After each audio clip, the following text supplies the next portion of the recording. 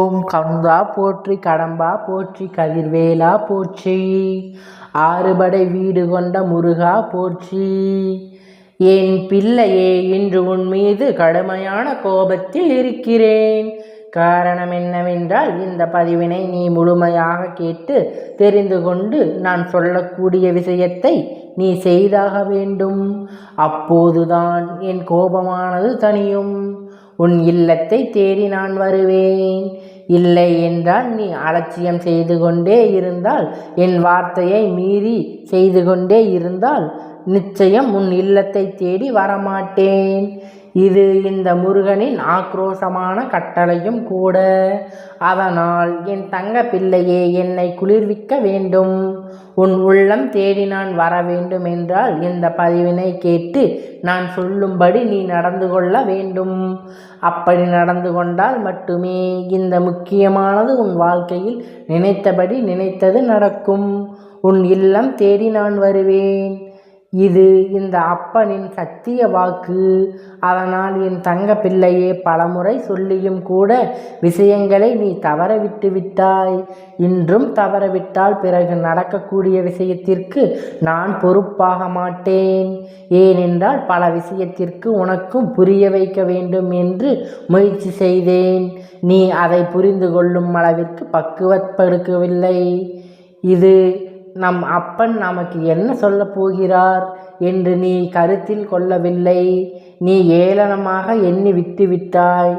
இனிமேலும் உன் வாழ்க்கையில் அலட்சியமாக எண்ணிக்கொண்டே இருந்தால் நடக்கக்கூடிய காரியத்திற்கு நான் பொறுப்பாக மாட்டேன். அதனால் என் தங்க பிள்ளையே, இந்த பதிவானது உன் வாழ்க்கையில் கடைசி கட்டமாக மாறப்போகிறது. நான் சொல்லக்கூடிய விஷயத்தை கவனமாக கேள். என் செல்ல பிள்ளையே, என் சில விஷயத்தை எண்ணி அழுது கொண்டே இருக்கிறாய். என் தங்க பிள்ளையே, பல விஷயத்தை நான் சொல்லிவிட்டேன். ஏனென்றால் நீ இழந்தது கெட்ட விஷயம். துரோகம் செய்த விஷயத்தை தான் இழந்து கொண்டிருக்கிறாய். பின் எதற்காக அழுது கொண்டே இருக்கிறாய்? நான் சொல்லியும் மீறி அழுது கொண்டே இருக்கிறாய். நான் சொல்வது உண்மைதானே? உன் அப்பன் உண்மையைத்தான் சொல்கிறேன், ஒப்புக்கொள். நான் ஏற்கனவே உன் வாழ்க்கையில் சொல்லியிருந்தேன். நீ நினைத்தது நான் நடத்தி கொடுப்பேன். நீ அழாமல் தைரியமாக இரு. நீ கெட்ட விஷயத்தை தான் இழந்திருக்கிறாய். பின் எதற்காக நீ அழுது கொண்டே இருக்கிறாய்? நான் உனக்கு துணை இருக்கும் பொழுது வழி நடத்தி கொண்டே இருக்கிறேன். உன் வாழ்க்கை ஒவ்வொரு விஷயத்திலும் உனக்கு துணையாக இருந்தும் கவசமாக மாறி உன் வாழ்க்கையில் எவருக்கும் தண்டனையை கொடுக்க வேண்டுமோ அவருக்கு தண்டனையை பாடத்தையும் கற்பிக்க வேண்டும் என்று உறுதியாக இருக்கிறேன். அவர்களுக்கு நான் நிச்சயமாக பாடத்தை கற்பிப்பேன். அவர்களுக்கு நடந்த விஷயத்திற்கு கண்டிப்பாக தண்டனைகள் அவர்களுக்கு கிடைக்கும். அப்படி என்று ஒவ்வொரு முறையும் உனக்கு எடுத்து சொல்லியும் புரிய வைத்து கொண்டு இருக்கிறேன். என் மீது அவநம்பிக்கை இல்லாமல் தினம்தோறும் நடந்த விஷயத்தை எண்ணி எண்ணி நீ அழுது கொண்டே இருக்கிறாய். இந்த அப்பன் மனம் கவலையாகவும் இருக்கிறது. உன் மீது கோபமாகவும் வருகிறது. ஏனென்றால் கிளிப்பிள்ளைக்கு சொல்வது போல நான் சொல்லிக்கொண்டே இருந்தும் காரணம் உனக்கு உறுதி நிலையே எவரும் இல்லை. வாழ்க்கை ஏமாற்றக்கூடிய மனிதரோடு நீ தெரிந்து கொண்டிருக்கிறாய். ஒவ்வொரு தருணமும் சுயநலத்திற்காக பழகி கொண்டிருக்கிறார்கள்.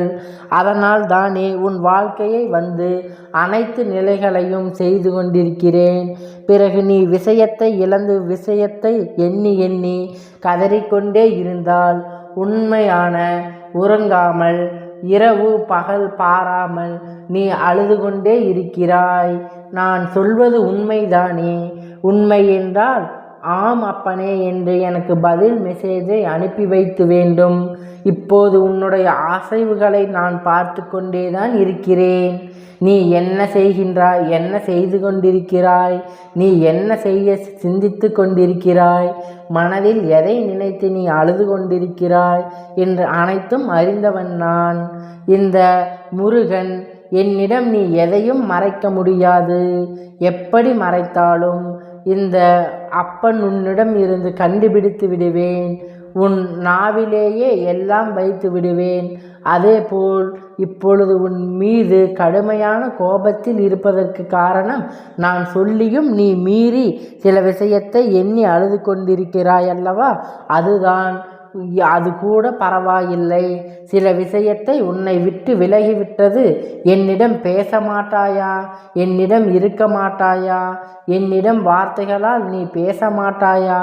உன்னை நான் பிரிந்துவிட்டு மிகப்பெரிய துயரத்தில் இருக்கிறேன் என்று புரியாதவர்களிடத்தில் போராடி கொண்டிருக்கிறாய்.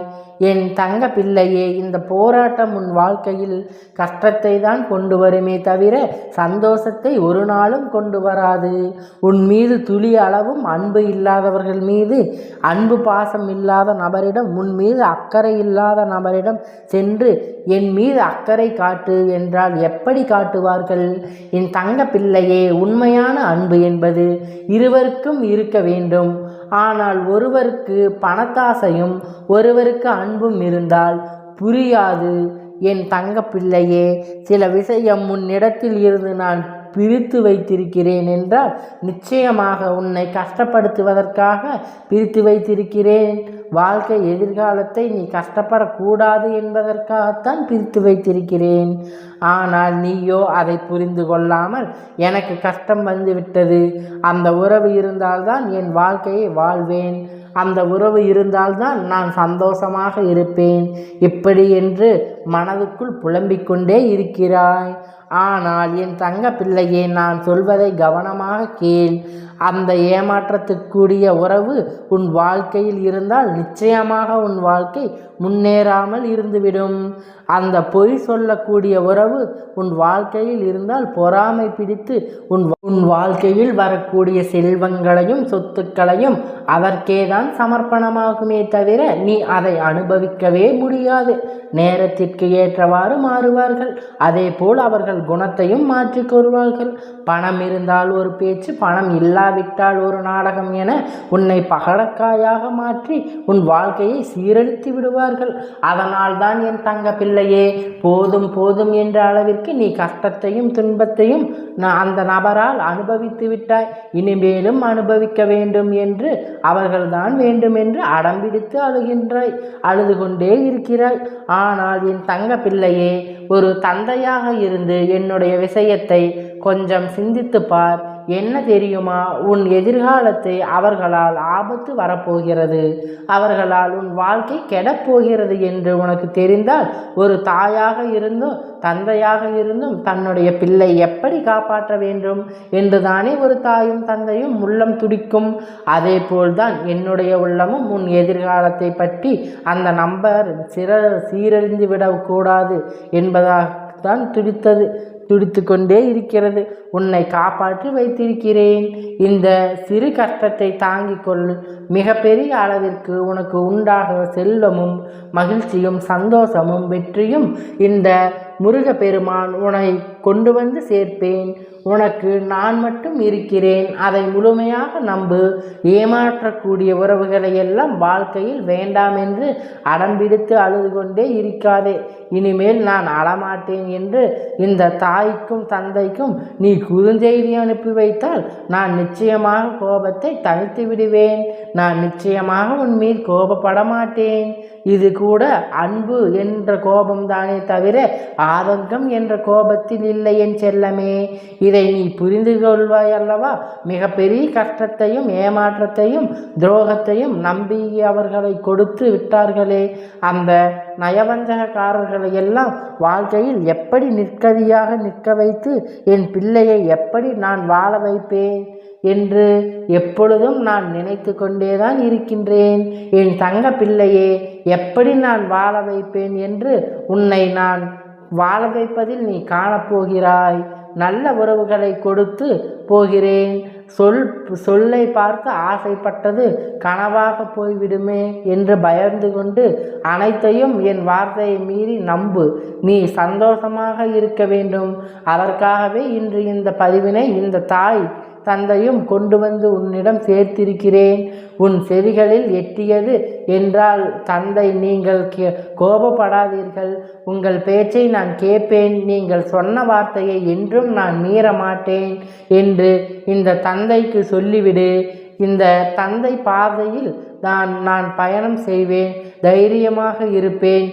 இந்த தந்தை கூறுவதை இழந்த உறவு கெட்ட உறவு என்று எனக்கு புரிந்துவிட்டது என்று நான் இனிமேல் அழமாட்டேன் என்று இந்த தகப்பனுக்கு என் தங்கப்பிள்ளை ஒவ்வொரு நாளும், ஏனென்றால் இந்த தாய் உள்ளமானது என் தங்கப்பிள்ளை நல்லது செய்து நல்லது நடக்கும், நல்ல விதமாக பார்த்து கொள்ள வேண்டும்.